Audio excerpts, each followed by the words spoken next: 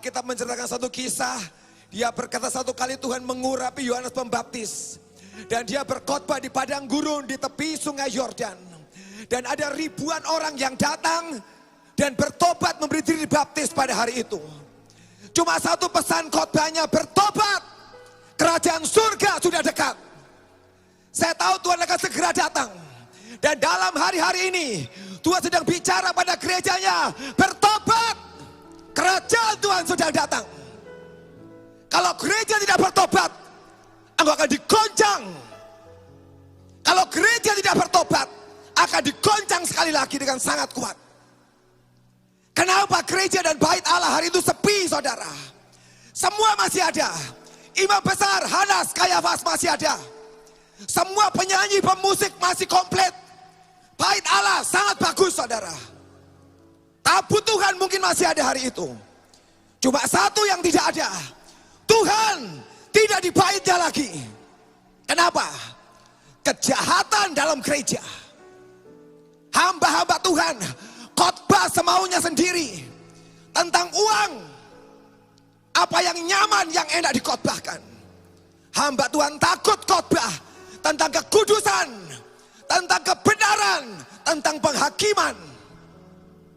Dan Tuhan keluar dari gereja.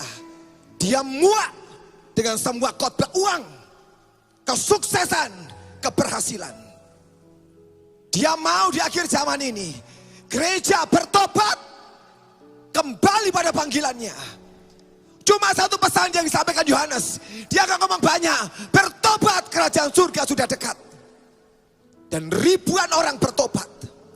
Indonesia perlu pesan Tuhan.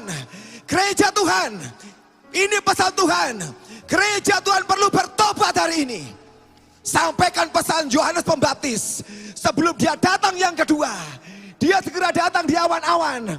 Dia perlu pengurapan Yohanes Pembaptis buat para pendeta, hamba Tuhan. Dan kalau gereja bertobat, kita akan nyambut dia di awan-awan. Kita deklarasi sama-sama. Kenapa kita perlu mendoakan gereja? Supaya semua pengajaran palsu, pengajaran yang dari manusia dibuang, disingkirkan. Dan apa yang murni, yang dari Tuhan. Tidak ada kompromi, tidak ada kompromi. Hari ini gereja mengambil dari dunia, dimasukkan ke gereja. Dan kita bukan serupa dengan Kristus, serupa dengan dunia. Yang membuat Tuhan muak dan berpaling dari gerejanya. Semua pengajaran-pengajaran yang sesat, yang salah. Bahkan kita mulai kompromi dengan semua LGBT. Menggantikan kemuliaan Tuhan dengan apa yang manusia suka. Hidup dengan kecemaran, dosa, hawa nafsu, gampang di gereja. Dan tidak ada lagi hamba Tuhan yang berani. Sebab kau disogok sama uang. Pendeta dengar, uang merusak banyak gereja. Orang kaya di gereja duduk, dia kasih engkau uang, dia berzina di mimbar, engkau biarkan dia. Sebab uang. Tuhan ngomong keras malam hari ini. Bertobat. Kalau kau gereja yang karena uang kau tutup mulutmu dan kau tidak bicara kebenaran lagi. Bertobat. Jangan mau diatur dengan orang-orang kaya yang kasih uangnya sekalipun dia hidup dalam dosa dan kenajisan. Pernikahan, perceraian gampang di gereja. Tapi hari ini hamba Tuhan kau harus pegang firman. Dan kita harus berubah. Tidak sama dengan dunia ini. Itu deklarasi kita pada malam hari ini, saudara. Kita sama-sama menyerukan buat gereja kembali kepada Tuhan. Amin.